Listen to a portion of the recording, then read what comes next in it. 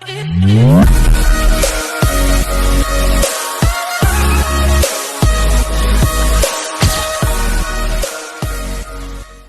uploaded by Mr. Psycho. You're all mine and I am not sharing. उसकी आंखें हैरानी के साथ हल्के से डर में भी बदल गई थी।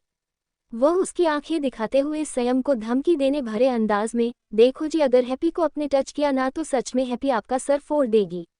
मुझे बिल्कुल भी पसंद नहीं है कोई मुझे टच करे और आप ना आजकल बहुत टच करने लगे हैं मुझे। कहते हुए वह बेड के ऊपर होने लगे, तभी स्वयं उसका पैर पकड़कर नीचे खींच लेता है और बिना देर किए उसके ऊपर आ जाता है, जिससे हैप्पी के दोनों हाथ से स्वयं के शर्टलेस सीने को टच करते हैं, जिससे स्वयं के चेहरे पर एक अजीब सी मुस्कुराहट आ जाती है। तो हैप्पी अपनी आंखें हैरानी से बड़ी बड़ी कर लेती है, तो वही स्वयं उसकी हैरानी भरी आंखों को देखकर उन आंखों पर हल्के से फूंक मार देता है, जिससे हैप्पी और भी ज्यादा हैरानी से उसे देखने लगती है। कहीं भी स्वयं का हाथ हैप्पी के पूरे शरीर पर घूमने लगता है, जिससे हैप्पी अपने गले में आए हुए सलाइवा को निगल लेती है और बड़ी मासूमियत से, देखो जी, मैनू घर भी जाना है। मैं तो बस यहाँ पर आपको देखने आई थी कि आप ठीक है कि नहीं, पर तुसी तो चांस पर चांस मारते जा रहे हो।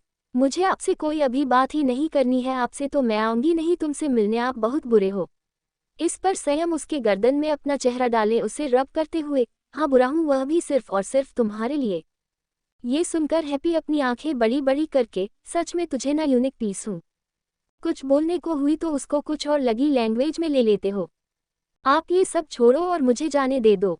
वैसे भी ऐसी शाम होने को आई है और अभी तक मैं घर नहीं गई हूँ। ताई दी परेशान हो गई तो। इस पर स्वयं उसकी तरफ देखते हुए उसके नाजुक नाजुक होठों को अपने अंगूठे से सहलाकर बड़े प्यार से, you know what buck a real man nasty things do pretty girl, कहते कहते अपनी गर्म सांसें वो हाथी के चेहरे पर डालने लगता है, जिससे एक पल के लिए हैप्पी पूरी तरह से शांत हो जाते हैं। वह कुछ भी नहीं करती, बस अपनी आंखें बंद करके उसके हर एक एहसास महसूस होने लगती है। वही उसे आंखें बंद करते हुए देखकर स्वयं के चेहरे पर भी एक अजीब सी मुस्कुराते हो, वैसे ही उसके चेहरे पर अपनी अंगूठी को रखकर उसके गले को सहलाने, जिससे हैप्पी अपनी आंखें और भी कस के बंद कर लेती है और अपने हाथों की मुठ्ठियां बना लेती है। वही उन मुठ्ठियां को देखकर स्वयं के चेहरे पर और भी ज्यादा मुस्कुराहट आ जाती है। वह वैसे ही उनके दोनों हाथों को पकड़कर उसके दोनों हाथों को वैसे ही ऊपर की ओर करके अपने एक हाथ में पकड़ लेता है, जिससे हैप्पी का कुर्ता ऊपर की ओर हो जाता है, तो स्वयं उसे कुर्ते को ही ऊपर की ओर कर देता है और उसका गोरा गोरा टैमी स्वयं के सामने था, जिस पर वह अपने हल्के हल्के उंगलियों को चलने लगता है, जैसे वह किसी पियानो पर चल रहा था, जिससे हैप्पी के पेट में बटरफ्लाई उड़ने लगती है। वह बस उसे अपनी आंखें खुली करके देखने लगती है। सही हम उसके चेहरे को देखा है, उसने एक बार भी अपनी नज़रें उसके चेहरे से नहीं हटाई हुई थी। वह उसके चेहरे पर साफ साफ परेशानियों को देख सकता था, जिसे देखकर उसे और भी ज़्यादा मज़ा आ रहा था और भी ज़्यादा प्यार से हैप्पी के पेट को सहला रहा था, जिससे हैप्पी और भी ज़्यादा फ्रस्ट्रेशन फील करने लगती है, क्योंकि उसकी पूरी बॉडी कांपने अपने लगते हैं। वही उसकी कंपनी को महसूस करके स्वयं के चेहरे पर एक जंग जीतने वाली मुस्कुराहट हो जाती है। वह गौर से हैप्पी का चेहरे को देखा है, फिर ऐसे ही अपनी आंखें बंद करके उसके चेहरे पर अपने चेहरे को नज़दीक करके अपनी गहरी सांस है उसके चेहरे पर छोड़ते हुए अपने हर एक शब्द पर जोर देते हुए, you so damn beautiful, I swear you make me sick buck buck. तुम क्यों हो इतनी खूबसूरत और ऊपर से इतनी मासूम कि मैं अपना सारा कंट्रोल कर देता हूँ। पता नहीं मेरे साथ क्या होने वाला हूँ, तुम्हारे पीछे पागल कर दिया है। तुमने हर वक्त हर दिन में हर एक जगह में सिर्फ तुम्हारा ख्याल आने लगे हैं, ऐसा क्या जादू किया है तुमने मुझ पर। फिर उसके दोनों गालों को अपने दोनों हाथों में पकड़कर उसकी आंखों में देखकर बड़ी ही मासूमियत से, अब तुमने मुझे अपना दीवाना बना दिया है तो उसकी सजा भी तोड़ती है ना बकबक। तुम जानती हूँ मैं जिंदगी में कभी भी ऐसी हरकतें नहीं करता था जैसे मैं अब कर रहा हूँ। मैं कभी भी खुद को किसी लड़की के सामने झुकते हुए नहीं मैसेज किया था, पर तुमने इस महेश्वरी को अपने घुटनों के बाल न खड़ा कर दिया। कॉन्ग्रेचुलेशन। तुम हो गए। उसके बालों को पकड़ लेता है और बिना देर किए उसके फोटो पर अपने हाथ रखकर उसे पैशनेट के साथ किस करने लगता है। इस बार हैप्पी भी उसे नहीं रुकती है।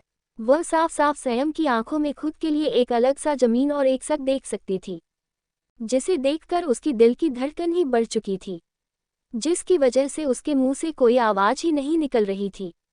वह बस शांत होकर अपनी आंखें बंद कर लेती है, पर स्वयं के ऐसे किस करने से उसे भी बहुत अच्छा लगने लगता है। उसके हाथ जो पूरी तरह से मुट्ठी में बदल गए थे, वह खुलकर संयम के बालों की तरफ जाने लगते हैं।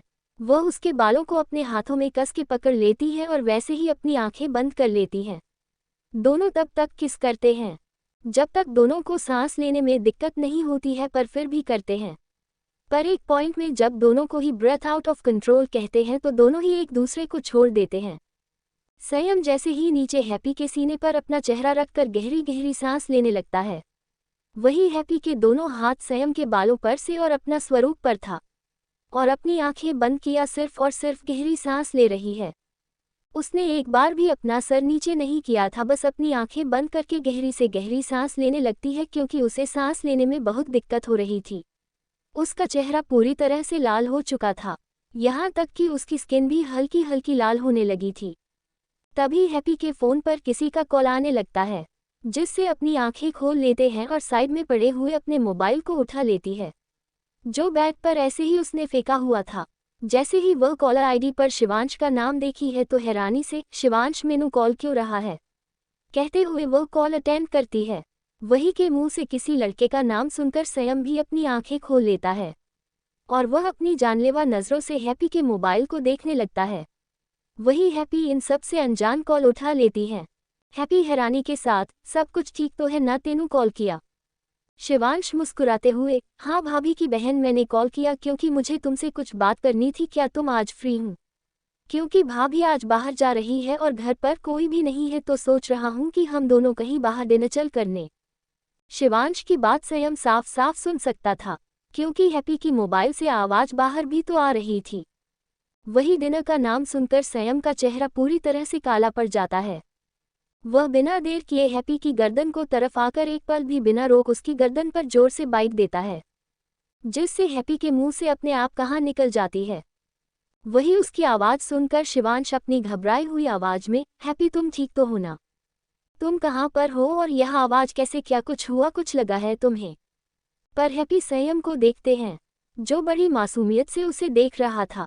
तो हैप्पी उसके मुंह पर अपना हाथ रखकर मुस्कुराते हुए, वह मैं अपनी दोस्त के घर हूँ, उसकी घर में बहुत सारे चूहे हो चुके हैं ना, तो वही उन्हें देखकर ही मैं डर गई। ये सुनकर शिवांश हंसते हुए, लगता है बहुत बड़ा चूहा था जिससे मैडम डर गई। इस पर हैप्पी संयम को देखते हैं, जिसे चूहा कहने से उसकी आंखें छोटी हो गई थी। वह उसे देखकर बड़ी ही मासूमियत से मुस्कुराते हुए, हाँ बहुत ही बड़ा था, दांत बड़े बड़े जानवरों जैसे थे। और मुंह की बात तो छोड़ दो, वैसे ये सब छोड़ो, मैं नहीं आ सकती क्योंकि मेरे दोस्त मुझे यहाँ से बाहर जाने ही नहीं दे रही है। और अब तो तुमने कह दिया है तो वह मुझे बिना खाए यहाँ से कैसे बाहर जाने दे सकती हैं? कहते वह अपनी आंखें छोटी करके संयम को देखते हैं, जो अपनी टंग से हैप्पी कहा जो उसकी मुंह पर था उसे लिख तुम्हें लगता है, जिससे हैप्पी बड़ा सा मुंह बना लेती है। पर संयम तो संयम था, वह कहाँ रुकने वाला था, वह तो अपना काम करने में ही मज़ेदार था। जिससे हैप्पी एक गहरी सांस लेकर शिवांश से इतना कहकर वह कॉल कट कर देती है और जल्दी से संयम को बेड पर लेटकर खुद उसकी कमर पर बैठकर गुस्से भरी आवाज में, एक बात बताओ, तुम्हारी ज़रूरत क्या थी यहाँ पर बाइट करने की?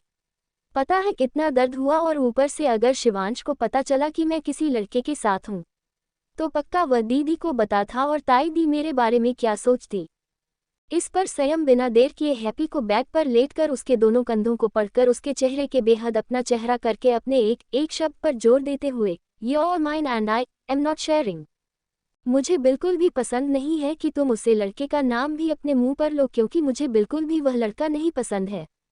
और रही बात तुम्हारे घर में पता चलने की, तो बहुत देर भी हो चुकी है, तो क्यों ना हम जल्दी से शादी कर लेते हैं, क्योंकि मैं और देर नहीं रह सकता तुम्हारे बिना। हम जल्दी से जल्दी शादी कर रहे हैं, आज रात मैरिज पेपर आ जाएंगे और इसी के साथ हमारी शादी भी हो जाएगी। और रही बात सबको बताने की, तो मैं सबको बता दूंगा, पर तुम्हें मैरिज पेपर साइन करने हैं। बकबक उद्धरण चिन्ह। कहते हैं मोहब्बत का समंदर बहुत गहरा होता है, अगर कोई इसमें डूब जाए तो उसे मौत ही बाहर लाती है। क्या सच में ऐसा होता है?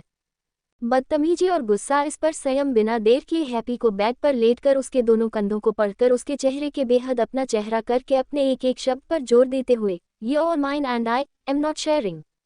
मुझे बिल्कुल भी पसंद नहीं है कि तुम उसे लड़के का नाम भी अपने मुंह पर लो, क्योंकि मुझे बिल्कुल भी वह लड़का नहीं पसंद है। और रही बात तुम्हारे घर में पता चलने की, तो बहुत देर भी हो चुकी है, तो क्यों ना हम जल्दी से शादी कर लेते हैं, क्योंकि मैं और देर नहीं रह सकता तुम्हारे बिना। हम जल्दी से जल्दी शादी कर रहे हैं। आज रात मैरिज पेपर आ जाएंगे और इसी के साथ हमारी शादी भी हो जाएगी। और रही बात सबको बताने की, तो मैं सबको बता दूंगा, पर तुम्हें मैरिज पेपर साइन करने हैं। बकबक उद्धरण चिन्ह हुए संयम बिना हैप्पी की बात सुन वहां से चला जाता है। तो वही हैप्पी सिर्फ और सिर्फ हैरानी से उसे जाते हुए देख रही थी। उसे समझ में नहीं आ रहा था कि वह क्या बोले। वह उसे जाते हुए देखकर खुद बेड पर बैठते हुए अपने दोनों हाथ अपने सर पर रखकर, हाय रब्बा क्या हो गया है, इस मुंडे कब मुझे शादी करना चाहता है। सच में मैं और उससे शादी कैसे कर सकती हूँ। और मेरे तो बहुत सारे सपने हैं। अगर इसे मैं शादी कर ली तो हो गया सिप्पा, पर अगर ना कर ली तो पक्का ये कुछ और ही कर देगा। एक तो यह पागल, पता नहीं इसके दिमाग में क्या चलता है और कब क्या करता है। अब तो डर लगने लगा है। एक तो मैं यहाँ पर आई हूँ, क्यों आई तो आई, इसके पास ही क्यों आना था मुझे, भगवान जी। अब क्या करूँ ने गुरु द हैप्पी की नाल मदद कर लो और जल्दी से जल्दी इस मुंडे के दिमाग में यह शादी का ख्याल निकल जाए। कहते हुए वह अपना सर दबाने लगती है और फिर उसको सोचकर वॉशरूम की तरफ चली जाती है। दूसरी तरफ कॉलेज आज बंद तो था, पर आरएच हॉस्टल जाकर कुछ इन्फॉर्मेशन निकालना थी, जिसकी वजह से वह हॉस्टल की तरफ निकल चुकी थी। वह हॉस्टल में आकर उसे वार्डन से मिलने चली जाती है। वार्डन से मिलने के बाद वह बाहर आकर खुद से ही उदास भरी आवाज में, मतलब और 1 महीना सच में यह वार्डन कर क्या रही है। एक तो कॉलेज तो बंद रखा है और घर पर तो मैं रह नहीं सकती, नहीं तो मेरी माँ मुझे जीने नहीं देती, और ऊपर से घर में पापा भी नहीं है और भाई भी नहीं है, तो पक्का ये कुछ और ही खेल खेलेगी। अब क्या करूं, कहीं घूमने जाती हूं, वही मेरे लिए बेहतर होगा। सोचते सोचते आरज उसके कैंटीन में चली जाती है और बिना देर किए वहां पर जाकर एक बर्गर और पिज्जा मंगवाकर अपने मोबाइल को निकालकर कुछ देखने लगती है। तभी उसे कुछ जानी पहचानी आवाज सुनाई देती है, तो वह अपनी नज़रें मोबाइल से हटाकर अपनी गर्दन तिरछी करके देखते हैं। तो उसकी आंखें छोटी होती है, क्योंकि सामने कार्तिक किसी लड़की के साथ बात कर रहा था और उसके चेहरे पर एक हंसी भी थी, जिसे देखकर उसे बहुत अजीब लगता है। पर वह अपना चेहरा दूसरी तरफ कर लेती है, जिसकी नज़र अभी तक आरिज नहीं थी। वह उसे लड़की से बात कर रहा था कि देखकर आरिज अपने मन में, सच में किसी ने सच कहा है, लड़कों को एक से बढ़कर एक खूबसूरती चाहिए होती है, और यह भी उनमें से ही एक निकला। पर अच्छा हुआ है, भगवान की दया से मेरा तो पीछा इस पागल से छूट गया, नहीं तो पता नहीं यह मेरे साथ क्या करता। पर समझ नहीं आ रहा है कि लड़की कौन है जो इतना हंस हंसकर बात करता है। मेरे से तो कभी ऐसे हंस हंसकर बात नहीं की। हंसकर क्या, मुझे तो हमेशा ही रूडली बात करता है, और ऊपर से इसकी गंदी काम जो चप्पल खाने के बराबर है। अच्छा हुआ बच गई, कहते हुए वह अपनी नज़रें बार बार मोबाइल में डालने लगती है, पर उसकी नज़रें तो उन दोनों पर ही जा रही थी, जिन्हें देखकर उसका पूरा मुंह उतर चुका था, पर फिर भी वह उन दोनों को पूरी तरह से इग्नोर करने की कोशिश करती है। तभी वह पर लड़का आरिज के सामने वाली चेयर पर बैठ जाता है, जिसे देखकर वह हैरानी से, अब तुम कौन हो और यहाँ पर ऐसे बेटे हो, बेटे के लिए पूछा जाता है। वह तो तुमने लगता है कुछ ना सीखी नहीं है। कहते कहते वह उसे गुस्से में घूरने लगती है, क्योंकि आरिज पहले से इतनी गुस्से में थी और अब वह लड़का आ गया तो गुस्से का शिकार तो किसी को बना था। पर वह लड़का भी बहुत हंसमुख था। वह दिलकश मुस्कुराहट लिए भी, मैडम क्या है ना, आप यह अकेली बैठी हो, और ये देखकर मुझे बहुत बुरा लगा, तो सोचा मैं आ जाऊं। वैसे भी मैं अकेला हूं, दोनों ही अकेले हैं, तो कुछ बातें हो जाएंगे, इससे दोनों का खाना भी हजम होगा और एक दूसरे के बारे में जान भी लेंगे। इस पर आरिज अपने दोनों गालों पर अपने दोनों हाथ रखकर बड़ी मासूम आवाज में, अच्छा जी, आपको मेरे बारे में जानना है, लगता है रिश्तेदार हो या शादी का जोड़ा मेरे घर पर भेजने वाले हो, जरा बताओ। तुम दिखने में तो लंगूर के शक्ल के हूँ, मुंह तो देखकर ऐसा लग रहा है कि अभी तक नींद में हूँ, और ऊपर से बात तो ऐसे कर रहे हो जैसे मैं तुम पर पूरी तरह से पागल हो जाऊंगी। तुम जैसे आवारा, बदतमीज और चालू इंसान को मैं बहुत अच्छी तरह से जानती हूँ। अब अच्छी तरह यहाँ से निकले या मुझे तुम्हें निकालने में 2 मिनट भी नहीं लगेंगे। लड़का जो दिखने में हैंडसम था, उसके पीछे लड़कियां भी पागल थी। वह आज आरिज बातें सुनकर अपनी आंखें हैरानी से बड़ी बड़ी करके, देखो मिस, तुम इस चेहरे की बात कर रही हो ना, यहाँ पर बहुत सारी लड़कियां करने के लिए, और वैसे भी तुमने जो मुझे नाम दिया है ना, उससे पहले मेरे बारे में जान दो। मैं आज ही कनाडा से यहाँ पर आया हूँ, और मैं यहाँ पर किसी को जानता नहीं हूँ, और सोचा तुमसे बात करो, पर तुम हो जो भड़कते जा रही हूँ। ये तो अच्छा नहीं है। वैसे तो कभी किसी इंडिया वाले किसी बाहर के आदमी का वेलकम नहीं करते जैसा तुम कर रही हो। ये सुनते ही आरिज हाँ टेबल पर जोर से रखकर अपनी जगह पर खड़ी होकर उसे अपनी आंखें छोटी करते हुए घूरते हुए, तो क्या तुम ये चाहते हो कि मैं अपने हाथों में आरती की थाली लेकर तुम्हारा तिलक करूं? लड़का बड़ी ही दिलकश मुस्कुराहट लिए, ये तो शादी के बाद किया जाता है ना, एक बीवी अपने पति के लिए। वैसे आइडिया बुरा नहीं है, तुम भी बहुत खूबसूरत हो और मैं भी हैंडसम हूँ, दोनों की जोड़ी परफेक्ट हो सकती है। अगर तुमने सोचा इस बारे में, वैसे भी मैं तो हर वक्त रेडी रहता हूँ। आरिज उस लड़के को देखते हैं जो बड़ी ही बेइज्जती वाली मुस्कुराहट लिए खड़ा था, क्योंकि वह बेइज्जती तो कर रही थी, पर वह बेइज्जती का असर तो उसे पर हो नहीं रहा था। तो वह गुस्से में अपनी आंखें छोटी करके उसके सामने खड़ी होकर, आप यहाँ से निकल रहे हो या सिक्योरिटी गार्ड को बोला धक्के मार कर निकालो, क्योंकि मेरे पहले से ही सर बहुत गुस्से से भर चुका है। अगर गलती से पूरा गुस्सा तुम पर निकला तो इसमें मेरी कोई गलती नहीं है। कहते रहते हो उसकी कॉलर को पकड़ लेती है। तो वह लड़का अपनी जगह से खड़ा होकर सीधा उसकी कमर पर अपने दोनों हाथ रखते ही वाला था कि तभी उसे अपने हाथों पर सख्त जैसा महसूस होता है कि किसी ने उसकी हड्डी टूटने तक ऐसा कस के हाथ पकड़ा हुआ है। तो वह अपनी गर्दन पीछे करके देखता है, तो कार्तिक उसके हाथों को पकड़े हुए था और इस समय उसका चेहरा हद से ज्यादा खतरनाक दिख रहा था, जिसमें साफ साफ एक किलिंग वाइब देख रही थी, जिसे देखकर वह लड़का एक पल के लिए तो डर से शांत जाता है, पर दूसरे ही पल खुद को शांत करके, लिसन ब्रो, मैं तो यहाँ पर सिर्फ फ्रेंडशिप करने आया हूँ और यह हम दोनों का मैटर है, तुम इसमें इन्वॉल्व मत हो। इस पर आरिज उसकी तरफ देखकर मजाक किया मुस्कुराहट लिए, तुमसे और फ्रेंडशिप मेरी जूती भी ना करें, चलो निकलो।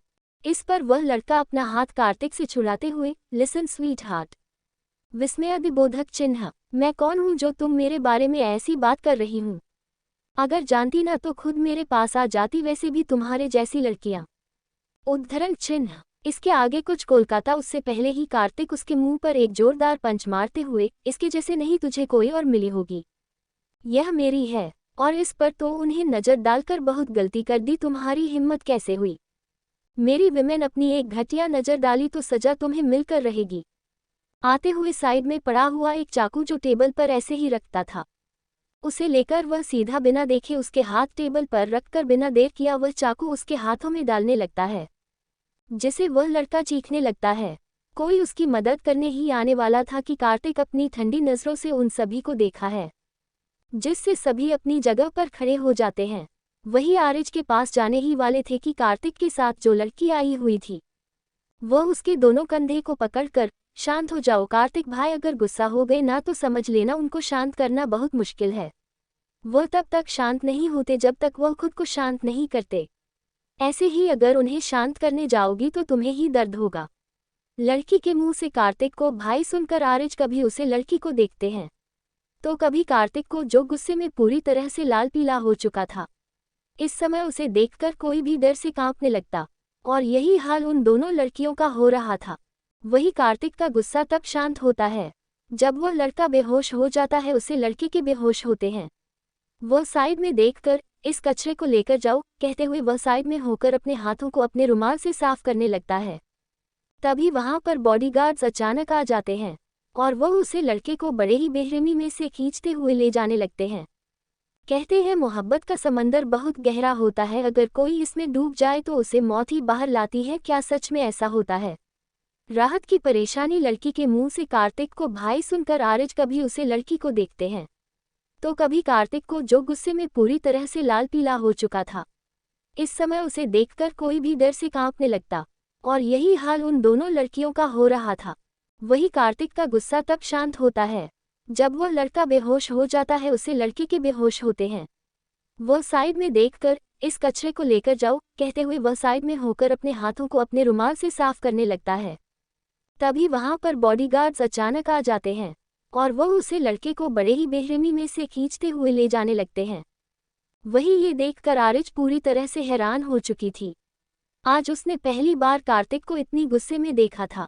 वह कुछ बोलते ही वाली थी कि तभी कार्तिक वहां पर आ जाता है। वह पहले उसे लड़की को देखकर, मुन्ना तुम जाकर आराम करो, तुम्हें ये लोग छोड़ देंगे, फिलहाल तो मैं तुम्हारी भाभी के साथ कुछ बात करना चाहता हूँ। उसे पर वह लड़की जिसका नाम उसने मुन्ना लिया था, पर उसका रियल नाम मानवी है।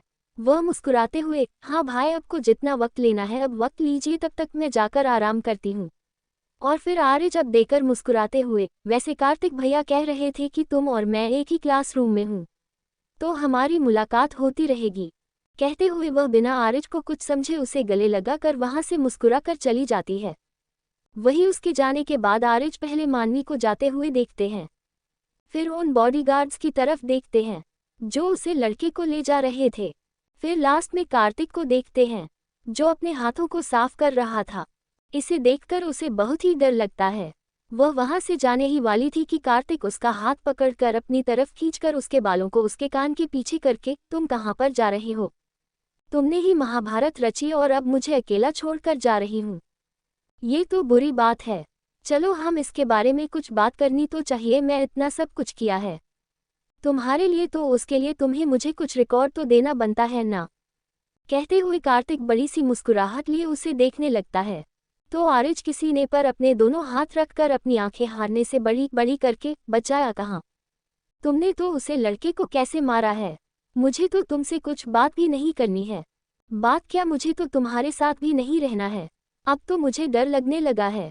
तुम जैसे गुंडागर्दी वाले लोगों से मैं दूर ही रहना बेहतर करती हूँ। कहते हुए जाने वाले थे कि कार्तिक उसका हाथ पकड़कर अपने साथ ले जाता है। वह बिना देर किए क्लासरूम जो एक खाली था, वहां पर ले जाकर क्लासरूम को बंद करके उसके दरवाजे से उसे लगाकर अपने दोनों हाथ उसके दोनों तरफ रखकर, गुंडागर्दी और really angry bear, so let me tell you in advance that I am the president's brother. गुंडागर्दी कैसे हुई? वैसे भी मैं कुछ भी कर लूं कोई मुझे हाथ नहीं लगाएगा। ये सुनकर तो आरिज पूरी तरह से घूरते हुए, मतलब तुम अपने भाई के दम पर कुछ भी करोगे चाहे वह गलत ही क्यों ना हो। इस पर कार्तिक बड़ी मासूमियत से उसे देखकर, तुम्हें जो छुएगा, तुम्हें जो परेशान करेगा वह मेरे लिए गलत ही है। मुझे बिल्कुल भी पसंद नहीं है कि मेरे बिया को कोई हाथ लगाए, मुझे गंदगी से बहुत नफरत है। कहते हुए बस की कमर को कस के पकड़कर अपनी तरफ खींच लेता है, जिससे आरिज सिर्फ और सिर्फ उसे हैरानी से देख रही थी, वह कुछ भी नहीं कह रही थी। तभी कार्तिक बिना देर किए उसके कांपते हुए होठों पर अपने होंठ रख देता है और वैसे ही उसे पैशनेट एंड हंग्री के साथ किस करने लगता है, जिससे आरिज मेरी तरह से ब्लैक हो जाते हैं। शौक के कारण वह अपनी जगह पर ही एक स्टैचू की तरह खड़ी हो जाती है। ना तो वह अपने खिलाती है, ना ही वह अपनी जगह पर कुछ भी रिएक्ट कर पाती है। तभी उसे अपने होठों पर एक जोरदार दर्द महसूस होता है, क्योंकि कार्तिक ने उसके होठों पर एक हाथ बाइट किया हुआ था, जिससे आरिज के चेहरे पर हल्का सा दर्द महसूस होने लगता है। वह खुद से उसे अलग करने ही वाली थी, तब तक देर हो चुका था, क्योंकि कार्तिक ने उसके दोनों हाथों को अपने दोनों हाथों में पकड़ लिया था और उसे ऊपर की ओर कर लिया था, जिससे आरिज कार्तिक के पूरे कंट्रोल में आ चुके थी। वही कार्तिक उसे तब तक किस करता है जब तक वह बेहोश ना हो जाती है। जब वह उसके ऊपर ऐसे ही लेट जाती है, तो कार्तिक उसके होठों को दूर करता है और उसकी तरफ देखा है, जो पूरी तरह से बेहोश हो चुकी थी। उसकी बंद हुई आंखों को देखकर एक गहरी सांस लेता है और वैसे ही उसे अपनी बाहों में उठाकर अपने साथ ले जाने लगता है। तभी वह बॉडीगार्ड अपना सर झुका लिया, बॉस उसका क्या करना है, हॉस्पिटल भेजो या सेमीकोलन उद्धरण चिन्ह प्रश्नवाचक चिन्ह। तभी कार्तिक अपनी ठंडी आवाज में, ऐसी गंदगी को तो रोड पर ही फेंकना बेहतर है। फेंक दो, बड़े बाप की बिगड़ी हुई औलाद है। अगर जिंदा रहना है तो मांगेगा भीख, अगर नहीं तो वैसे ही मर जाएगा। कहते हुए वह वहां से चला जाता है और आरिज को कार में बैठकर ड्राइविंग सीट पर जाकर बैठ जाता है और बिना देर किए कार को फुल स्पीड में चला देता है। वहीं दूसरी तरफ नैनीताल में पंतनगर एयरपोर्ट वश और राहत एयरपोर्ट बाहर आ जाते हैं। तभी उनके सामने ब्लैक कलर की कारें खड़ी हो जाती है। उनमें से सभी आदमी बाहर आ जाते हैं, जिसे देखकर राहत हैरान हो जाती है। वह उसे देखकर हैरानी से, तुमने इन लोगों को क्यों बुलाया है? यहाँ पर मैं अपने घर पर जा रही हूँ, कहीं टेररिस्ट, माफिया, क्रिमिनल के घर पर नहीं जा रहे हो। जो तुम ऐसा कर रहे हो इससे मेरे पापा को पता है कितना बुरा लगेगा। सभी को वापस भेज दो ना। वही राहत की इस बात पर वश तरफ देखकर अपनी शांत आवाज में, इसमें मैं कुछ नहीं कर सकता कैंडी, लोगों को मेरी इतनी फिक्र जो है। अब इनको तो मैं बुरा नहीं फील करवाना चाहता ना, नहीं तो तुम्हें ही बुरा लगता है। मैं लोगों के साथ बुरा करता हूँ इसी वजह से, और वैसे भी पास एक जादू है जो तुम्हें इन लॉ घर में जाने के बाद पता चलेगा। कहते हुए वह उसकी कमर पर हाथ रखकर एक बॉडीगार्ड को सामान लाने का इशारा करके वहां से चला जाता है। वही राहत भी कुछ भी नहीं कहते वह शांत रह जाती है। कार में दोनों ही बैठे हुए थे जहां पर राहत के चेहरे पर तो हर एक सेकंड परेशानी आती ही जा रही थी। तो वही वश एकदम शांत होकर बैठा हुआ था, जैसे उसे कोई टेंशन ही ना हो। वही वश राहत को इतनी टेंशन में देखा है तो एक गहरी सांस लेकर, कैंडी कितनी बार कहा है तुम्हारे चेहरे पर परेशानी बिल्कुल भी अच्छी नहीं लगती, कितनी बुरी दिखती हो। पता है अब जब फादर इन लॉ देखेंगे तुम्हारे चेहरे को तो क्या सोचेंगे, मैं उनकी बेटी को बहुत परेशान किया है। ये तो गलत है ना, मैंने कभी भी तुम्हें परेशान किया है कैंडी। कहते हुए वह राहत को गोद में बैठकर बड़ी ही मासूम सी शक्ल बनाकर, तुम मेरी गोद में बैठ जाओ, तुम्हें वहीं पर शांति मिलेगी। अगर तुम्हें मेरी गोद में ही बैठना तो इतनी टेंशन लेने की जरूरत है क्या है? मैं तो हमेशा ही तैयार रहता हूँ, बस तुम ही हो जो मेरी गोद में बैठने से शर्मा रही हूँ। अब हमारी शादी को कितने 1 महीना हो गया होगा, शायद से 20 दिन तो हो गए होंगे, तो ऐसे में हमें इन सब की आदत डाल लेनी चाहिए। कहते कहते वह उसके बालों को सहलाने लगता है। तो वही उसे देखकर हैरानी भरी आवाज में, सच में मैं तुम्हें क्या ही कहूँ, मैं यहाँ पर परेशानी में बैठी हुई हूँ और तुम हो जो मुझसे पर ऐसी बातें कर रहे हो। आज के दिन तो शांत हो जाओ, हम कुछ वक्त बाद घर पर जाने वाले हैं। मुझे सोच सोच कर डर लग रहा है कि मैं तुम्हें कैसे पापा से इंट्रोड्यूस करूंगी, वह तुम मुझसे गुस्सा हो जाएंगे। कहते कहते वह मासूमियत से उसे देखने लगती है। तो वही वश उसके बालों को सहलाते हुए बड़े प्यार से, कैंडी मैंने कितनी बार कहा है मुझे पसंद नहीं है, मैं बार बार तुम्हें एक बातें समझता रहूंगी। वैसे भी मैंने कहा ना, मैं डील कर लूंगा उनसे, तुम बस शांत हो जाओ। वह खुद ही मुझे देखकर मुस्कुरा देंगे। अगर वह मुस्कुराए मुझे देखकर तो समझ लेना आज की रात हम दोनों की सबसे खास होने वाली है। उद्धरण चिन्ह। कहते कहते वह बड़ी ही अजीब तरह से मुस्कुराने लगता है। वही राहत उसे देखकर हैरानी भरी आवाज में, सच में तुम्हारा दिमाग आजकल ना पागल होते जा रहा है।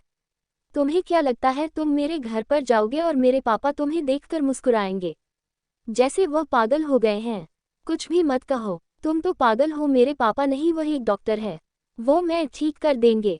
तुम्हारा तो दिमाग सही नहीं है, ऊपर से मुझे तुम पागल कर दोगे।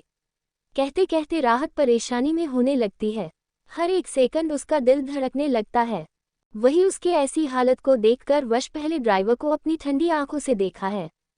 वह उसका इशारा समझकर जल्दी से पार्टीशन लगा देता है और ये देखकर वश बिना देर किए राहत के चेहरे को पकड़कर अपने चेहरे के बेहद नजदीक कर उसके होठों पर अपने होठों रख देता है, जिससे राहत पूरी तरह से शांत हो जाती है और वही उसे से शांत होते हुए देखकर उसे वह सीट पर लेटकर खुद उसके ऊपर आ जाता है और बिना देर के अपने हाथों को उसके टॉप के अंदर डालकर उसके टैमी को सहलाने लगता है। वही राहत पूरी तरह से शांत हो चुकी थी, उसका दिमाग पूरी तरह से ब्लैक हो चुका था और इसी का ही फायदा वश ले रहा था। वह उसके शांत होने पर उसके गर्दन में अपना चेहरा डाल लेता है और अपनी गर्म सांसें उसके गर्दन पर छोड़ने लगता है। कहते हैं मोहब्बत का समंदर बहुत गहरा होता है, अगर कोई इसमें डूब जाए तो उसे मौत ही बाहर लाती है। क्या सच में ऐसा होता है? राहत शौक एंड वश रॉक वह उसका इशारा समझकर जल्दी से पार्टीशन लगा देता है और ये देखकर वश बिना देर किए राहत के चेहरे को पकड़कर अपने चेहरे के बेहद नजदीक कर उसके होठों पर अपने होठों रख देता है, जिससे राहत पूरी तरह से शांत हो जाती है और वही उसे से शांत होते हुए देखकर उसे वह सीट पर लेटकर खुद उसके ऊपर आ जाता है और बिना देर के अपने हाथों को उसके टॉप के अंदर डालकर उसके टैमी को सहलाने लगता है। वही राहत पूरी तरह से शांत हो चुकी थी, उसका दिमाग पूरी तरह से ब्लैक हो चुका था और इसी का ही फायदा वश ले रहा था। वह उसके शांत होने पर उसके गर्दन में अपना चेहरा डाल लेता है और अपनी गर्म सांसें उसके गर्दन पर छोड़ने लगता है। वही राहत सिर्फ और सिर्फ गहरी गहरी सांस लेने लगती है। ऐसा ही वक्त बिता जाता है और राहत को थोड़ा सा शांत महसूस होता है तो वह जल्दी से वश की तरफ अपनी गर्दन टेढ़ी करके देखने लगती है। जो उसे ही देख रहा था वह अपना सर हिला देता है और उससे अलग हो जाता है। उससे अलग होते ही रहता अपने कपड़ों को ठीक करने में लग जाती है। कपड़े ठीक करते करते कर रुक जाती है, जिससे राहत के दिल की धड़कन से बजने लगती है। उसे ऐसा महसूस हो रहा था कि अब उसकी दिल की धड़कनें कहीं रुक ना जाए, क्योंकि वह अंदर से बाहर का नज़ारा देख रही थी। उसका घर जो बेहद छोटा भी नहीं ना ही बड़ा था, पर बहुत खूबसूरत था। चारों तरफ गार्डन और बीच में एक तुलस लगी हुई थी। हर तरफ एक हरियाली जिसे देखकर राहत के आंखों से आंसू आ जाते हैं। पर वह आंसू उसके चेहरे से होकर नीचे गिर जाते उससे पहले ही वश आंसू को अपने हाथों में ले लेता है और उनकी मुठ्ठियां बना लेता है और वैसे ही एक गहरी सांस लेकर घर से बाहर आ जाता है। पहले वो खुद आता है, फिर राहत के साइड का दरवाजा ओपन कर देता है, जिसे रहता एक गहरी सांस लेकर बाहर आ जाती है। जैसे ही वह बाहर आते हैं उसकी दिल की धड़कनें बढ़ने लगती है, पर फिर भी वह खुद को शांत करके धीरे धीरे करके अपने पैरों को बाहर निकाल कर बाहर आ जाती है। तभी उसे वहां पर बहुत सारे लोग नजर आते हैं जो उन दोनों को ही देख रहे थे, जिसे देखकर राहत को बहुत अनकंफर्टेबल लग रहा था।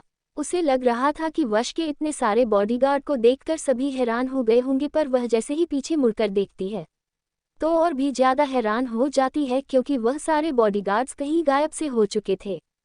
उसे समझ नहीं आ रहा था कि आखिर इतने सारे बॉडीगार्ड गए तो गए कहाँ। तभी वह अपने गर्दन पर वश की गर्म सांस महसूस करती है। वह उसके गर्दन में अपनी गर्म सांस छोड़ते हुए बड़ी ही प्यार भरी मुस्कुराहट लिए, इट इज़ मैजिक कैंडी। कहा था ना सभी बॉडीगार्ड्स को मैजिक आता है, तो वही वह अपने माया से गायब हो गए। अब तुम्हें नहीं लगता कि हमने भी चलना चाहिए? वैसे भी तुम्हारे पापा और मेरे फादर इन लॉ हमारी राह देख रहे होंगे, चलो जल्दी से। इस पर रहता बस अपना सर हिला देती है। वह गेट को खोलकर अंदर की तरफ कदम रखती है तो उसकी दिल की धड़कन बढ़ने लगती है। उसके हाथों की एक मुट्ठी बन जाती है और वह मुट्ठी पकड़ लेता है वश, और वही उसे कैसे पकड़ते से राहत को थोड़ा सा अच्छा महसूस हो जाता है।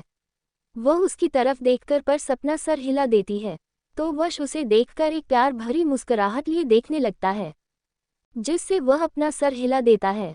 दोनों ही दरवाजे के सामने खड़े हो जाते हैं और वश डोर बेल बज देता है, जिससे राहत की हर एक सेकंड उसकी दिल की धड़कन है बढ़ाने जा रही थी और उसकी बढ़ती हुई दिल की धड़कनों को वश साफ साफ महसूस कर सकता था और उसके चेहरे पर एक अजीब सी मुस्कुराहट आ जाती है उसे दिल की धड़कन सुनकर। तभी दरवाजा खुल जाता है और राहत अपनी आंखें कस के बंद कर लेती है। तभी उसे प्रगति के होंठ अपने माथे पर महसूस हो जाते हैं, जिससे राहत अपनी आंखें हारने से बड़ी बड़ी कर लेती है। तो वही प्रगति उसे कस के गले लगाते हुए बड़े प्यार से, कैसी हो मेरे बेटा, कितने दिन हो गए, तुम तो मुझे भूल चुकी हो। तुम्हें पता है मैं और तुम्हारे अप्पा कब से तुम्हारा इंतजार कर रहे हैं। कहते कहते वह अपने दोनों हाथ उसके गालों पर रख देते हैं, जिसे राहत अपना सर हिलाकर मुस्कुराने लगते हैं। तो वही रघुवीर वहां पर आ जाते हैं। रघुवीर भी राहत को गले लगा लेते हैं। तभी उनकी नज़र वश की तरफ चली जाती है तो वह उसे देखकर मुस्कुरा देते हैं और ये देखकर राहत को ये किसी सदमे से काम नहीं था। वह हैरान हो चुकी थी ये देखकर कि उसके अप्पा वश को देखकर आखिर मुस्कुरा कैसे सकते हैं। उसे उसकी बात याद आने लगती है जो कह रहा था कि उसे देखकर उसके अप्पा मुस्कुराने लगेंगे। तब तो उसे ऐसा लग रहा है, पर सच में उसने तो सच्ची कहा था। यहाँ पर सब कुछ मोहाली अलग था, क्योंकि प्रगति भी उससे बात कर रही थी। ये देखकर तो राहत के होश उड़ चुके थे। अब तो वह बेहोश होते होते बच चुकी थी। वह बस हैरानी से कभी अपनी फैमिली को देखते हैं तो कभी वश को, जो बड़ी ही मासूम और प्यारी मुस्कुराहट लिए उन दोनों से बात कर रहा है। ये देखकर तो राहत बेहोश होते होते बच जाती है। वह अपने मन में परेशान होकर, आखिर यह सब हो क्या रहा है? मैं कोई सपना तो नहीं देख रही हूँ? मेरा साइको और मेरी फैमिली इतने अच्छे से कैसे बात कर सकते हैं? आखिर इसने क्या किया है जो इतनी अच्छी तरह से ये लोग बात कर रहे हैं? और मेरी मम्मी तो उसे इस बारे में कुछ पूछ ही नहीं रही है। मेरे गले में मंगलसूत्र और माथे पर सिंदूर, आखिर यह सब हो क्या रहा है? राहत, लगता है तुम पागल होने वाली है। मन ही मन रहता यही सब सो रहे थे कि तब वश और उसके अप्पा दोनों ही अंदर चले जाते हैं और पीछे रह जाती है प्रगति की, जो उसके कंधे पर हाथ रखकर, चल बेटा यहाँ पर क्यों रुकी है? पहले ही बहुत देर हो चुके हैं, चलो, थक चुकी होगी ना इतने दूर से आने की वजह से। ये सुनकर रहा जल्दी से प्रगति के दोनों हाथों को पकड़कर बड़ी मासूमियत से, मम्मी आप सच सच बताओ कि सब कुछ ठीक तो है ना? आपने मुझे एक सवाल भी नहीं पूछ, मेरे गले में मंगलसूत्र और सिंदूर देखकर भी। इस पर प्रगति की उसके गालों पर हाथ रखकर, इस बारे में हम बाद में बात कर लेंगे। वैसे भी हमें इस बारे में वश ने ही पहले ही बताया है। बहुत अच्छी पसंद है, तुमने बिल्कुल हीरा ढूंढा है, तुम्हें बहुत खुश रखेगा, तुम्हें एक अच्छे जीवन साथी के साथ देखने का। पर तुमने हमें बहुत गुस्सा दिलाया है। कहते कहते वह मुंह बनाने लगते हैं, पर मुस्कुरा भी देती है और उसे अपने साथ ले जाने लगती है। वही राहत, जिससे अब तो प्रगति की बातों को सुनकर पूरी तरह से हैरान हो चुकी थी। वह अंदर जाते जाते अपने मन में समझ नहीं आ रहा है आखिर साइको ने घरवालों से ऐसा क्या कहा है जो मेरी माँ इसे सबसे अच्छा कह रही है। मतलब ऐसी कौन होता है। और इसके आते ही अपने रंग बदल दिए। ऐसे तो मेरे सामने कभी नहीं रहता जिसे अब रह रहा है। लगता है राहत तू अपने घर से अब बाहर होने वाली है। और यह साइको तेरे घर पर पूरी तरह से कब्जा करने वाला है। इसके लक्षण तो मुझे ऐसे ही दिख रहे। ऊपर से आते ही मेरे अप्पा मुझे छोड़कर इस साइको के साथ चले गए। अब तो उसने मुझे अपने अप्पा से भी दूर कर दिया। इसे तो लाना ही नहीं चाहिए था। कहते कहते वह बड़ा सा मुंह बनाकर पर पटकते हुए वहां पर आ जाती है। और फिर अपने दोनों हाथ कमर पर रखकर कभी अपने पति को देखते हैं तो कभी अपने अप्पा को देखते हैं। जो उसे बात कर रहे हो उन्होंने तो जैसे उनका ध्यान ही नहीं दिया था। ये देखकर राहत को आप रहा तो बिल्कुल नहीं जाता। वह चिल्लाते हुए, अप्पा आपको मैं दिख रही हूँ कि नहीं? या आप सब कुछ अपने दामाद पर ही प्यार लूटेंगे? ये तो अभी अभी आया है। आपने तो अपनी राहत को देखा भी नहीं है। आते ही अपने इस साइको से बात करनी शुरू कर दिया। और मेरा क्या, मेरी तरफ तो एक नज़र भी उठकर अच्छे से नहीं देखा। इतने दिनों बाद मिले, फिर आपने एक बार भी मुझे अपने सीने से नहीं लगाया। बहुत बहुत बुरे हो आप। अपनी राहत से गुस्सा हो तो गुस्सा करो, ना चाहिए तो 2-3 थप्पड़ भी मारो। ऊपर ऐसे बोलना मत छोड़ो ना, मुझे बहुत बुरा लगता है, मुझे नहीं पसंद है। कहते हुए वह वहीं पर बैठकर जोर जोर से रोने लगती है। वही उसे ऐसे रोते हुए देखकर प्रगति रघुवीर की तरफ देखकर अपनी आंखें दिखा देती है। तो रघुवीर अपने दोनों कानों को पकड़कर बड़ी मासूमियत से राहत की तरफ, क्या मेरा बच्चा तो गुस्सा हो गया? मैं बस अपने दामाद से कुछ बात कर रहा था, तुम तो इतनी जल्दी गुस्सा हो गई। वैसे भी कभी भी अप्पा आपसे दूर होंगे और ना ही कभी गुस्सा होंगी, क्योंकि मुझे पता है कि मेरी राहत कुछ भी गलत नहीं करती है। वह जो भी करती है वह सही ही करती है। इस पर राहत अपने आंखों में मोती जैसे आंसू लिए रघुवीर की तरफ देखकर बड़े प्यार से, क्या अप्पा अपनी राहत से गुस्सा नहीं है? आपको बुरा नहीं लगा मैंने इतना बड़ा कदम अकेले उठाया और आपसे बिना बताए शादी कर ली? मुझे पता आप सब गुस्सा होंगे, अगर आप गुस्सा हो तो मुझ पर गुस्सा निकाल सकते हो, आपका तो पूरा हक है अपनी राहत पर। कहते कहते बड़ी मासूमियत से रघुवीर के दोनों हाथ पकड़कर अपने गालों पर रख देती है। तो रघुवीर उसके गालों को सहलाते हुए उसके माथे को चूमकर, बिल्कुल भी नहीं गुस्सा हूँ, बल्कि मैं बहुत खुश हूँ। तुमने सही डिसीजन दिया है। वश तुम उसके बारे में कुछ भी नहीं जानती हो, तुम्हें पता है ये कौन है? कहते हैं मोहब्बत का समंदर बहुत गहरा होता है, अगर कोई इसमें डूब जाए तो उसे मौत ही बाहर लाती है। क्या सच में ऐसा होता है? वश की धमकी। इस पर राहत अपने आंखों में मोती जैसे आंसू लिए रघुवीर की तरफ देखकर बड़े प्यार से, क्या अप्पा अपनी राहत से गुस्सा नहीं है? आपको बुरा नहीं लगा मैंने इतना बड़ा कदम अकेले उठाया और आपसे बिना बताए शादी कर ली? मुझे पता आप सब गुस्सा होंगे, अगर आप गुस्सा हो तो मुझ पर गुस्सा निकाल सकते हो, आपका तो पूरा हक है अपनी राहत पर। कहते कहते बड़ी मासूमियत से रघुवीर के दोनों हाथ पकड़कर अपने गालों पर रख देती है। तो रघुवीर उसके गालों को सहलाते हुए उसके माथे को चूमकर, बिल्कुल भी नहीं गुस्सा हूँ, बल्कि मैं बहुत खुश हूँ। तुमने सही डिसीजन दिया है।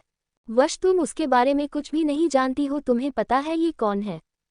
इस पर राहत अपनी आंखों को पहुंचते हुए बड़ी मासूमियत से कभी वश को देखते हैं, जो बस उसे मुस्कुराते हुए देख रहा था, तो कभी रघुवीर की तरफ देखकर अपना सरना में हिलाते हुए, मैं बिल्कुल भी नहीं जानती, आखिर यह कौन है जिसे आप जानते हैं? इस पर रघुवीर राहत के बालों को सहलाते हुए मुस्कुराकर, ये है वश, जो रुक्मणी जो है मेरी दोस्त, उसका बेटा है।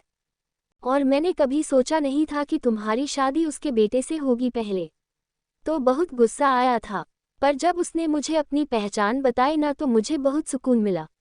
मैं बिल्कुल भी गुस्सा नहीं हूँ, बल्कि बहुत खुश हूँ कि तुमने मेरी दोस्त की परछाई से शादी की है। ये सुनकर तो राहत की हैरानी का कोई ठिकाना ही नहीं है। वो बस वश को देखते हैं, जो उसे ही देखकर मुस्कुराए जा रहा था, और वही राहत का चेहरा पूरी तरह से फीका पड़ चुका था। उसके चेहरे के जैसा रंग ही उड़ चुका था।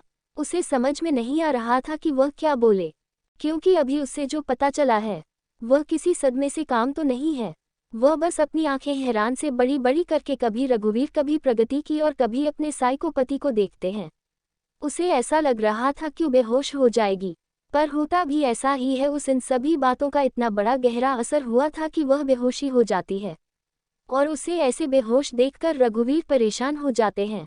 तो वश उसे अपनी गोद में उठाकर अपने साथ कमरे की तरफ ले जाने लगता है। उसे कमरे में लाकर उसे बेड पर अच्छी तरह से सुला देता है।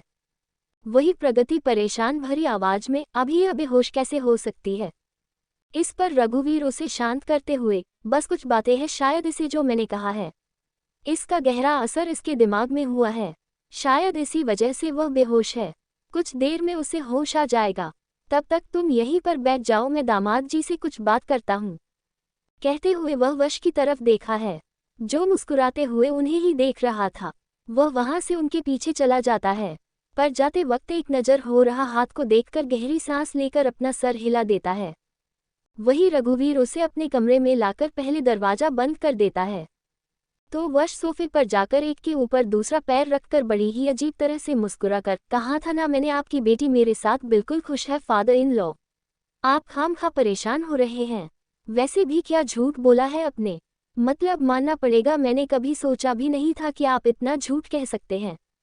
इस पर रघुवीर उसकी तरफ देखते हुए अपनी शांत आवाज में, क्योंकि मैं अपनी बेटी को परेशान में नहीं देखना चाहता था। जब तुमने ये कहा कि तुमने मेरी बेटी के साथ शादी की है, तो मैं बहुत परेशान हुआ था। मैं भले ही तुम्हारे बारे में जानता नहीं हूँ, पर मैं अपनी बेटी की खुशी के लिए कुछ भी करने के लिए तैयार हूँ। इसका मतलब यह नहीं है कि तुम जो भी कुछ अपने मन के करोगे वह सभी सहत रहूं। इस पर वश मुस्कुराते हुए रघुवीर की तरफ देखकर, फादर इन लॉ आप वार्निंग दे रहे हो या धमकी, या मुझे सिर्फ प्यार से कह रहे हैं कि 3 चीज़ों में मुझे बताओ आप क्या कहना चाहते हैं। पहले 2 चीज़ आप कहना चाहते हो तो इसका डिसएडवांटेज बहुत भारी पड़ेगा आप पर।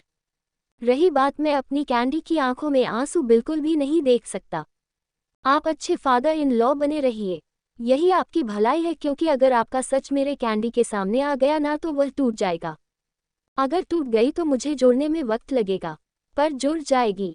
पर आपका क्या होगा? कहते कहते वश अपनी जगह से खड़ा होकर उनके सामने खड़ा होता है। अरे गहरी सांस लेकर अपनी गर्दन टेढ़ी करके, अगर आपने मेरा सीक्रेट रखा तो मैं आपका सीक्रेट रखूंगा। वैसे भी नाव पर सवाल है, बस फर्क इतना है कि मेरे हाथों में मछली का खास है और उसे फंसे में आपकी गर्दन। अगर एक गलती आपने की तो गर्दन उड़ाने में मुझे वक्त नहीं लगेगा। वैसे 5 दिन में यहाँ पर हूँ, अच्छी सी खातिरदारी कीजिए अपने दामाद की। क्या है ना, मेरी कैंडी मुझे हमेशा खुश देखना चाहती है, तो आपको अभी फर्ज बनता है अपनी बेटी को खुश देखना। कहते हुए मुस्कुराकर को वहां से चला जाता है, तो वही रघुवीर वही सोफे पर बैठकर खुद से ही, आखिर जो चीज़ मैंने इतने सालों से छुपा कर रखी थी वह आज कैसे किसी के सामने आ सकती है। आखिर ऐसी कौन सी चीज़ मुझे रह गई जो इतना बड़ा राज मेरे बारे में से पता चला, और इसका ही फायदा उठाकर यह मेरी बेटी को मुझे अलग कर रहा है। मुझे कुछ भी करके मेरी बेटी को इसे अलग करना ही होगा, पर कैसे? कहते हुए रघुवीर के चेहरे पर परेशानियां और डर की लकीरें देखने लगते हैं। उसने जो चश्मा पहना हुआ था वह निकला था और उसे पर पसीने की बूंदें देख रही थी, जिसकी वजह से वह चेहरे को अच्छे से पहुंचकर खुद को शांत कर देता है और वैसे ही किचन की तरफ बढ़कर 2-3 गिलास पानी पीने लगता है। उसका पूरा चेहरा पसीने में लटपट था, वह खुद को शांत कर रहा था। तभी उसके कंधे पर कोई हाथ रखता है, जिससे वह पीछे मुड़कर देखा है तो सामने प्रगति दिखती है। प्रगति बड़ी प्यार से, रघुवीर क्या हुआ है, तुम ऐसे क्यों खड़े हो और तुम्हारे चेहरे पर ये पसीना, सब कुछ ठीक तो है? इस पर रघुवीर खुद को शांत करते हुए, कुछ नहीं प्रगति, वह थोड़ा अजीब लग रहा था और गर्मी भी लग रही थी तो मैं यहाँ पर पानी पीने आया था। तुम ये सब छोड़ो और राहत को होश आ गया। इस पर प्रगति अपना सर हाँ में हिलाते हुए, हाँ बच्ची को होश आ गया है और दामाद जी उसके साइड में है। वह उसका सर अपने गोद में रखकर उसके बालों को प्यार से सहला रहे थे। बहुत अच्छा दामाद मिला है और मैं सच में बहुत प्यार करता है राहत से। अगर हम ढूंढने चले जाते ना तो हमें बिल्कुल नहीं मिलता ऐसा। उन दोनों अभी देख रही थी, दोनों में झगड़ा शुरू था। वैसे भी दोनों एक दूसरे के लिए सही है, हमारी राहत के लिए भी ऐसा ही पति चाहिए था मुझे। मेरी बेटी ने सच में अपने लिए परफेक्ट पार्टनर चुना है, हमें तो बहुत खुश हूँ। इस पर रघुवीर अपना सर हिला देता है और वो मुस्कुराते हुए, अभी यह सब छोड़ो, जल्दी से गणपति की मकर को बनाने के लिए शुरू करो। गणपति आने वाले हैं और इस बीच पूजा रखने वाले हैं, तो उसमें राहत और दामाद जी दोनों ही बैठने वाले हैं। इस पर प्रगति अपने सर पर हाथ मारते हुए, हे कृष्णा कृष्णा, मैं तो भूल गई थी, वह मुझे कल रात के लिए साड़ी भी तो बनी है। कल वह राहत पहने की और फिर पूजा भी सत्यनारायण की हमने रखवा दी है, तो उसकी भी तैयारी बाकी है। गणपति आते आते पूजा भी करवा देंगे क्योंकि मुहूर्त बहुत अच्छा है। दोनों के लिए सही रहेगा, मैं फटाफट से सभी को कहकर आता हूँ और साथ ही साथ तुम घर का देख लो। कहते हुए प्रगति वहां से चली जाती है। वही रघुवीर राहत के कमरे की तरफ बढ़ जाता है। वह हल्के से दरवाजे को खोलकर सामने का नजारा देता है, जहां पर थोड़ी देर पहले वश जो उसके सामने एक खतरनाक मुस्कुराहट एक अलग ही पसंद था, वह अभी राहत के सामने एकदम शांत और उलझा हुआ था।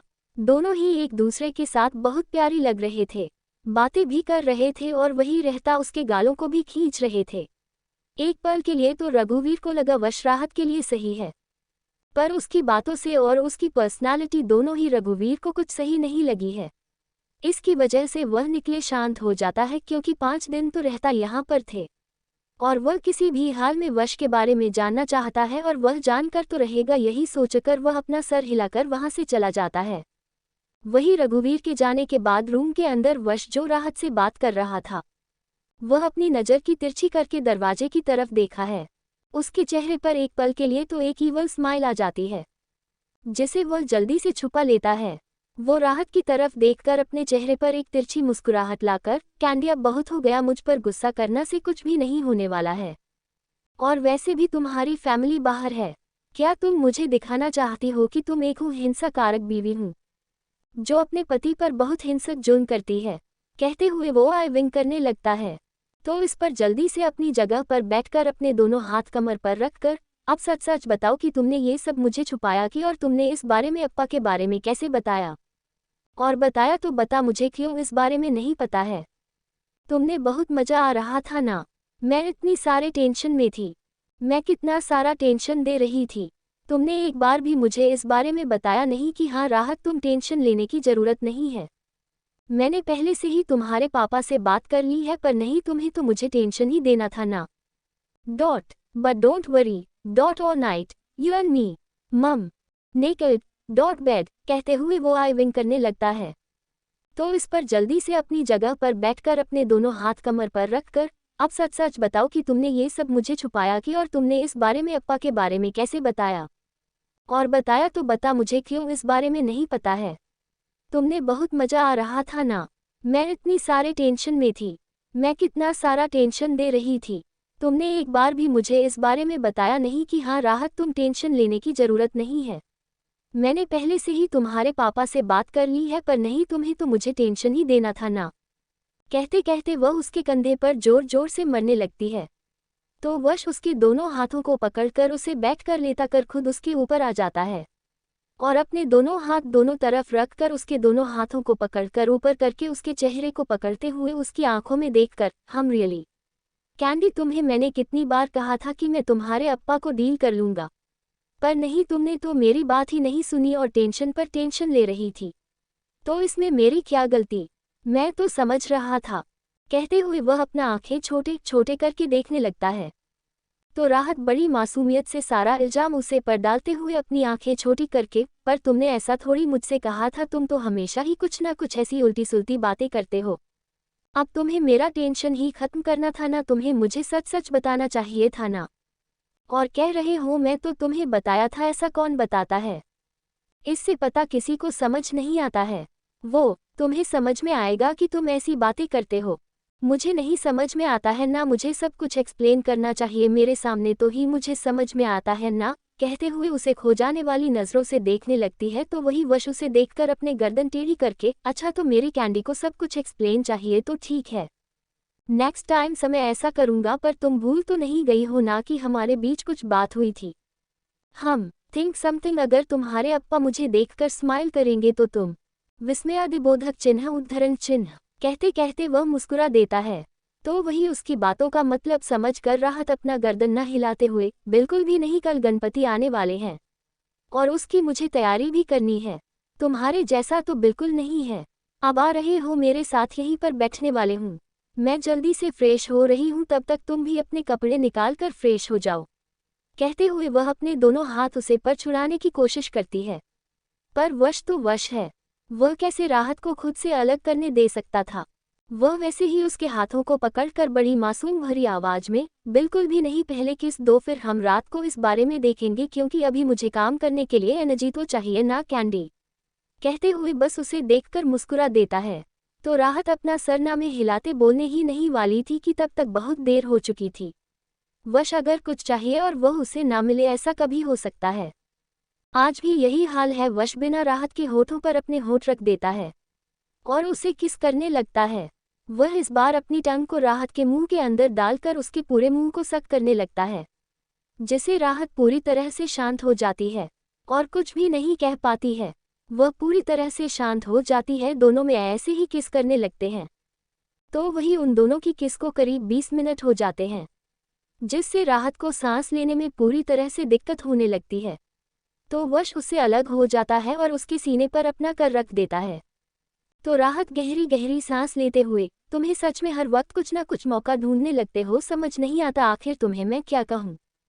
वश राहत की बात पर अपना सर ऊपर करके बड़ी में मासूमियत से देखकर दिलकश मुस्कुराहट लिए, I like test your cause, मैं जितना भी तुम्हें टेस्ट करो मेरे लिए वह कम ही हो जाता है और मुझे वह और चाहिए।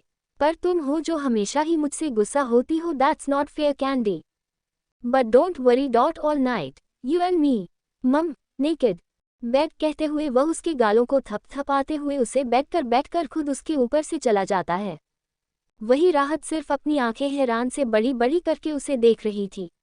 उसका तो दिमाग जैसे पूरी तरह से हल चुका था, पर वह खुद को शांत करके वॉशरूम की तरफ बढ़ जाती है। फ्रेश होने के बाद वह अपने कमरे में आती है तो देखी है वश जिसने साइड वाले रूम के वॉशरूम में जाकर खुद को फ्रेश कर लिया था। वह कपड़े पहनकर अपने मोबाइल में कुछ टाइप कर रहा था, जिसे देखकर राहत जल्दी से, अगर तुम्हारा हो गया हो तो डाइनिंग टेबल पर आ जाना, मैं मैमी से कहकर खाना रखवाने के लिए कह रही हूँ। कहते हुए वह वहां से चली जाती है। तो वश राहत की पीठ को देखा है, फिर अपना सर हिलाकर राहत के रूम की बनी बालकनी की तरफ चला जाता है। बाहर जैसे ही आता है तो वहां पर नेचर को देखने लगता है। राहत जहां रह रही थी वहां पर सिर्फ और सिर्फ हरियाली थी और राहत के घर की साइड में बहुत बड़ा जंगल भी तो था। वहां पर बड़े बड़े पेड़ और पहाड़ भी थे। वह गौर से उसे साइड को देखा है, फिर अपना सर हिलाकर गहरी सांस लेकर अपना आंखें बंद कर लेता है और किसी को कॉल लगा लेता है। सामने से कॉल अटेंड होता है तो वश अपने पॉकेट से सिगरेट को निकालकर उसको होठों के बीचों बीच रखकर, तो कुछ पता चला। इस पर सामने से भस्मा अपनी शांत आवाज में, बॉस अपने जैसा कहा था वैसे हो चुका है। स्वयं महेश्वरी को आपके बारे में पता लग चुका है। पड़ोसी के साथ पता चला है कि रघुवीर रावत ने आपके बारे में इन्फॉर्मेशन निकलना शुरू कर दी है, पर उसके हाथों में अब तक आपके बारे में कुछ ढंग का मिला नहीं है, आपका बिजनेस को छोड़कर। इस पर वश मुस्कुराने लगता है। वह मुस्कुराकर अपने सिगरेट को देखकर बड़े ही अजीब तरह से, लगा ही था मुझे कि वह मेरे बारे में इन्फॉर्मेशन निकलने वाला है। जितना उसे फड़फड़ाना है उतना फड़फड़ा, आखिर फादर इन लॉ है तो उसे अपने सोन इन लॉ के बारे में तो पता होना चाहिए ना। भस्म तो पता करवाने दो, पर तुम्हें पता है उसे क्या क्या पता होना चाहिए मेरे बारे में, क्या है नहीं? अगर उसे मेरे बारे में पता चला तो कहीं दिल की बीमारी बढ़ जाएगी और मौत के नज़दीक आ जाएगा, और अगर मर गया तो मेरी कैंडी तो यही रहेगी, ये तुम्हें बिल्कुल बर्दाश्त नहीं कर सकता। उद्धरण चिन्ह। कहते हुए वह बड़ी मासूमियत से कह रहा था, जैसे वह कोई प्यारी सी चीज़ उसे बता रहा हूँ। पर उसकी बातों को सुनकर भस्मा में बस अपना सर हिला देता है। वश कुछ सोचते हुए, सुना है माथुर के कुछ शेयर्स बढ़ते जा रहे हैं, जरा देखो कितनी ऊंचाइयों तक पहुंच रहे हैं। तुम्हें तो पता है मुझे बिल्कुल भी पसंद नहीं है कि कोई भी मेरी जगह के बारे में सोच, और इसने तो मेरी जगह लेने की सोची है। तो सोचो तुम क्या करोगे अब, तुम्हें तो पता है ना मैं यहाँ पर हूँ और मैं कुछ भी नहीं कर सकता। वैसे भी मुझे ऐसा पसंद भी नहीं है, पर हम करना तो पड़ रहा है। तो कुछ करो, कल तक न्यूज़ में ये सब आना चाहिए, नहीं तो तुम्हारी मौत की न्यूज़ आ जाएगी। कहते हुए वह मुस्कुराकर कॉल कट कर देता है और फिर अपने शर्ट को सही करके बाएं घूमर वहीं पर खड़ा हो जाता है।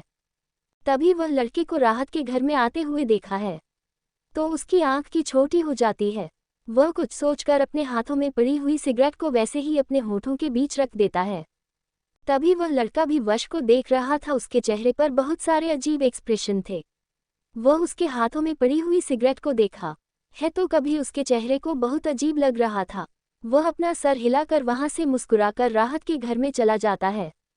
ये देखकर वश खुद से ही उसे सिगरेट को बालकनी से बाहर फेंकते हुए गहरी सांस लेकर, लगता है मेरे जैसे मासूम के साथ ये दुनिया बुरी ही करती है। सोचकर आया था कि अपने हाथ खून से नहीं रंगूंगा, पर लगता है कुछ और ही चालू है मेरे साथ, अब पता नहीं मेरे हाथों से क्या होगा। कहते हुए अपने हाथों की तरफ देखकर दुनिया भर के मासूमियत अपने चेहरे पर लाकर, तुम दोनों को भी खून के सिवा कुछ दिखता है कि नहीं? अपने पूरे कोशिश करूंगा तुम्हें रोकने की, पर अगर कुछ हुआ तो इसकी जिम्मेदारी मैं नहीं लूंगा। कहते कहते वह बड़ी ही अजीब तरह से मुस्कुराकर वहां से हाल की तरफ निकल जाता है। सीढ़ियों से नीचे आते हुए वह उसे लड़के को सोफे पर बैठे हुए देखा है और राहत को उसके सामने वाले सोफे पर, और दोनों ही बहुत ही हंस हंस कर बातें कर रहे हैं। ये देखकर तो वश की आंखें पूरी तरह से सिकुड़ सी जाती है। वह साफ साफ उसे लड़की की आंखों में खुद के लिए नफरत और गुस्सा देख सकता था, जो उसे पूरी तरह से इग्नोर करने की कोशिश कर रहा है, और इसी के साथ वह राहत में कोई अलग सी फीलिंग भी देख सकता था। आखिर वह भी तो लड़का था, तो कैसे वह सामने वाली लड़के की चाल ढाल से समझ नहीं सकता था कि वह क्या सोच रहा है। वही प्रगति की जैसे ही वश को देखते हैं तो वह उसके हाथों को पकड़कर उसे लड़के की तरफ बढ़ते हुए, अनुज बेटा इसे मिलो, ये राहत का पति है Vash Maheshwari, because your all body belong to me. कहते कहते वह बड़ी ही अजीब तरह से मुस्कुरा कर वहां से हाल की तरफ निकल जाता है। सीढ़ियों से नीचे आते हुए वह उसे लड़के को सोफे पर बैठे हुए देखा है और राहत को उसके सामने वाले सोफे पर, और दोनों ही बहुत ही हंस हंस कर बातें कर रहे हैं। ये देखकर तो वश की आंखें पूरी तरह से सिकुड़ सी जाती है। वह साफ साफ उसे लड़की की आंखों में खुद के लिए नफरत और गुस्सा देख सकता था, जो उसे पूरी तरह से इग्नोर करने की कोशिश कर रहा है, और इसी के साथ वह राहत में कोई अलग सी फीलिंग भी देख सकता था। आखिर वह भी तो लड़का था, तो कैसे वह सामने वाली लड़के की चाल ढाल से समझ नहीं सकता था कि वह क्या सोच रहा है। वही प्रगति की जैसे ही वश को देखते हैं तो वह उसके हाथों को पकड़कर उसे लड़के की तरफ बढ़ते हुए, अनुज बेटा इसे मिलो, ये राहत का पति है वश महेश्वरी। ये सुनकर अनुज चेहरा पूरी तरह से सफेद पड़ चुका था। उसके हाथों में जो पकड़ा हुआ पानी का गिलास था वह तो नीचे गिरते गिरते बच जाता है। वह अपनी आंखें हैरानी से बड़ी बड़ी करके उसे देख रहा था। उसके चेहरे पर दुनिया भर का गुस्सा वश देख सकता था। वही प्रगति वश की तरफ देखकर मुस्कुराते हुए, ये है राहत का बचपन का दोस्त अनुज, फिलहाल तो यह बाहर ही रहता है, ये अभी आता है। ये सुनकर राहत हैरानी से अनुज की तरफ देखकर, तू कहाँ पर रहता है? और तुमने बताया नहीं, तू तो यहाँ पर ही रहता है ना?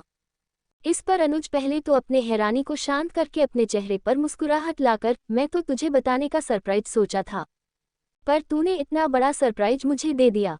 कहते हुए वश की तरफ देखकर मुस्कुराते हुए, वैसे आंटी ने आपसे मिलाया होगा तो मेरे बारे में आपको पूरा नहीं पता होगा, तो मैं बता दूं। मेरा राहत का बचपन से ही पार्टनर रह चुका है, चाहे क्राइम में हूं चाहे कुछ में, हम दोनों की पार्टनरशिप हमेशा ही रही है। इस पर प्रगति की भी अपना कर हिलाते हुए वश को राहत के साइड में बेटा कर खुद दूसरे साइड बैठे हुए, हाँ ये तो सही कहा, बचपन में तो हमने सोच लिया था इन दोनों की शादी हो जाएगी, क्योंकि ये दोनों तो एक दूसरे से अलग होने का नाम ही नहीं लेते हैं। पर जैसे से बड़े होते गए वैसे वैसे ये दोनों ही बहुत अलग होते गए। नहीं तो बचपन में ये दोनों एक जोड़ी की तरह रहते थे। पूरे मोहल्ले में उनकी ही बातें चलती थी, मैं कभी कभी खुद भी सोचती थी कि क्या ही कहूँ मैं, ऐसे थे ये दोनों बचपन में। कहते कहते उन सभी को पुरानी बातें बताने लगते हैं। वही वश जैसे जैसे राहत की बचपन की बातें सुनता है वैसे वैसे उसका चेहरा पूरी तरह से ठंड पड़ जाता है, उसके हाथों की मुठ्ठियां बन जाती है। वही राहत की दिल की धड़कन पता नहीं क्यों बढ़ने लगती है। वह गौर से वश की सिल्वर आइज को देखने लगती है, जो उसे ही देखकर बड़ी अजीब तरह से चमक रही थी। जैसे राहत अपने मन में, ये साइको की मुझे ऐसा क्यों देख रहा है, आखिर मैंने इसका क्या किया है? यहाँ पर तो माँ बचपन की ही बातें निकल रही है, पर यह ऐसे देख रहा है जैसे मैंने अभी इसे एक बड़ा सा धोखा दिया है और किसी लड़के के साथ भाग गई हूँ। सच में देखने से तो मुझे डर लगने लगा है। राहत बेटा अपनी माँ का मुंह बंद कर, नहीं तो पक्का ये साइको तुझे छोड़ेगा तो नहीं। कहते हुए राहत जल्दी से प्रगति के साइड में जाकर उसके एक कंधे को पकड़कर, मैम ये सब छोड़िए और जल्दी से काम पर लगी है, क्योंकि आपको पता है ना कल गणपति आने वाले और कितना सारा काम बाकी है। इस पर प्रगति जी अपना कर हिलाते हुए, हाँ मुझे पता है और मुझे तुम दोनों से यही बात करनी है। कल सत्यनारायण की पूजा है और तुम दोनों को पूजा में बैठना है, क्योंकि तुम दोनों की शादी हो चुकी है, तो मैं कोई भी कमी नहीं रखना चाहती हूँ। वैसे भी तुम दोनों ने शादी कर ली, अब पूजा रखने की बारी मेरी है। मैं चाहती हूँ तुम दोनों की जिंदगी आगे जाकर एक खुशहाल और एक अच्छे कपल की तरह रहो। कहते हुए प्रगति की बड़ी जी मुस्कुराहट लिए वश की तरफ देखकर, मुझे पता है बेटा इसे संभालना बहुत मुश्किल है, पर दिल की बहुत प्यारी है मेरी बेटी, और मैं बहुत खुश हूँ कि तुमने इसे शादी की है। पर बस इसे संभाल लेना, क्योंकि इसे संभालना मतलब कोई पहाड़ तोड़ने से काम नहीं है। इसका गुस्सा ना बहुत खराब है, एक ही बार कभी आता है, और वह जब आता है ना तो समझ लेना पूरा घर खाली करना पड़ता है। कहते कहते वह मुस्कुरा देते हैं, वही रहता सिर्फ मुंह फुल उन्हें देखने लगते हैं। वह दोनों ही वहां से चले जाते हैं। वही उन दोनों के जाने के बाद अनूप वश की तरफ देखकर एक के ऊपर दूसरा पैर रखकर बड़ी सी मुस्कुराहट लिए, तुमने जरूर राहत को अपने जाल में फंसा लिया होगा, पर मैं इतना जरूर कह सकता हूँ कि तुम कोई नॉर्मल इंसान तो बिल्कुल भी नहीं हो। गर्दन पर टैटू, चेहरे पर मुस्कुराहट, मानना पड़ेगा तुम्हें। वैसे मुझे मिलकर तुम्हें इतना तो पता चल चुका होगा कि मेरे मन में राहत के लिए क्या है। बचपन से उसे मैं अपने का ख्वाब देखा है मिस्टर वश, खेलने में बहुत मजा आएगा। इस पर वश मुस्कुराते हुए अपने गर्दन टेढ़ी करके, सही कहा, तुमसे खेलने में मजा आएगा। वैसे भी तुम्हें देखकर ऐसा लग रहा है तुम बिल्कुल भी नॉर्मल फैमिली से बिलोंग नहीं करते हो। उंगलियों में सोने की अंगूठी और उसे पर बने हुए यह मार्केस ज्यादातर इटालियन माफिया लीडर है, उसके हाथों में देखा जाता है। और सही कहा, मैं कोई नॉर्मल तो बिल्कुल नहीं हूँ, और खेलने की बात है तो भी I like it bloody game cause I love blood, जो मुझे और भी सुकून देता है। अब देखना यह है कि इन 5 दिनों तक कौन जिंदा रहता है, मैं या तुम। उद्धरण चिन्ह। इस पर अनूप अपनी जगह पर खड़ा होकर, जरूर पता तो लगवा लेंगे, वैसे अकेले आए हो तो जरा संभल कर, क्योंकि चारों तरफ खूंखार शेर और जानवर जैसे आदमी फिरते रहते हैं। कब गुस्से में पागल हो जाए और क्या कर डाले खुद मुझे भी नहीं पता है, संभाल कर रहना। कहते हुए अनूप वहां से चला जाता है। वही अनूप की बात पर वश अपनी शर्ट को थोड़ा सा गर्दन से नीचे करके एक के ऊपर दूसरा पैर रखकर अपने दोनों हाथ आर्म रेस्ट पर रखकर अपनी गर्दन टेढ़ी करके बड़ी अजीब तरह से मुस्कुराकर, बच्चों के साथ खेलना मतलब मजा ही कुछ और है। अब मजा आएगा। वैसे मेरे कैंडी के साथ आने में मुझे फायदा बहुत हो गया, उसकी वजह से मुझे जो खेलने को मिल रहा है। कहते हुए वह अपनी जगह से खड़ा होकर गुनगुनाते हुए वहां से चला जाता है। वही रावत पैलेस से बाहर आने के बाद अनूप गेट पर खड़ा होकर पूरे पैलेस को देखते हुए, इटालियन माफिया लीडर, इंटरेस्टिंग, मेरे बैठने के बाद तुम्हें पता चला कि मैं कौन हूँ। इसका मतलब साफ है कि तुम कुछ अलग ही हो, पता लगवाना पड़ेगा आखिर तुम कौन हो, क्योंकि अगर तुम्हारी जगह कोई और होता तो डर जाता है, पर नहीं, तुम डर नहीं, बल्कि तुम्हारे चेहरे पर एक अजीब सा एक्सप्रेशन था।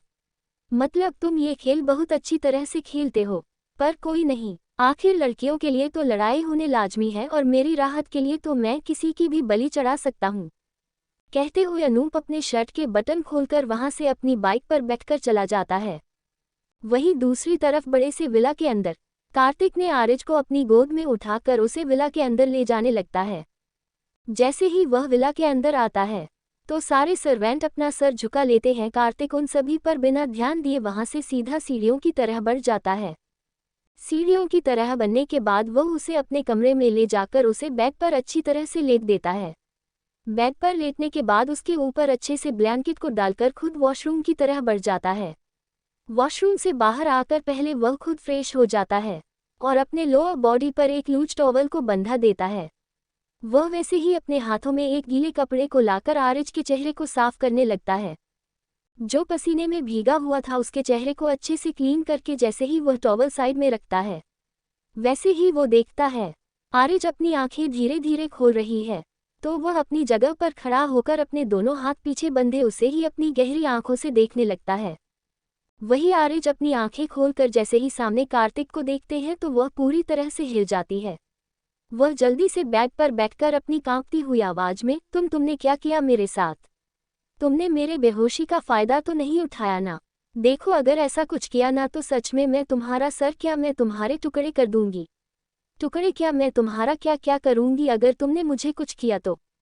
वह इतना ही कह पाए थे कि तभी कार्तिक उसे बेड पर लेटकर खुद उसके ऊपर आकर अपने दोनों साइड उसके दोनों तरफ रखकर अपने दोनों पैरों को उसके दोनों साइड पर रखकर उसके हाथों को कस के पकड़ लेता है और उसकी आंखों में देखकर, no no no, never bear, you are all I need to set my dirtiest fantasies in motion.